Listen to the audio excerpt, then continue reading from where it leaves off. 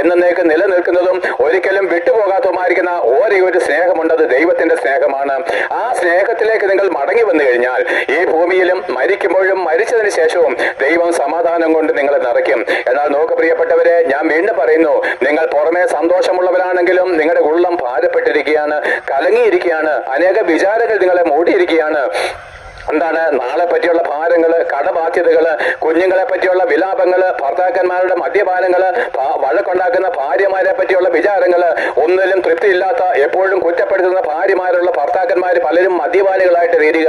പ്രിയരെ, എല്ലാ മദ്യപാനവും അഹങ്കാരത്തിൽ നിന്ന് വരുന്നല്ല, കുടുംബ കലഹമാണ് മദ്യപാനത്തിന്റെ ഒരു സൈഡ്. എന്ന് വെച്ച് കഴിഞ്ഞാൽ മദ്യപാനം നല്ലതാണെന്നല്ല ഞാൻ പറഞ്ഞു വരുന്നത്. യഥാർത്ഥമായിട്ടും വീട്ടിൽ സമാധാനമില്ലാത്ത അനേക പുരുഷന്മാര് കടത്തിണ്ണകൾ അഭയം തേടുകയാണ്. കാണുമ്പോഴെന്താണ്? വലിയ കുടുംബമാണ്, ഉന്നതമായിരിക്കുന്ന പാവമാണ്. എന്നാൽ പ്രിയപ്പെട്ടവരെ, എവിടെയും പാപം പെരുകിയിരിക്കുകയാണ്, എവിടെയും എന്താണ്? നിരാശ നിറഞ്ഞിരിക്കുകയാണ്.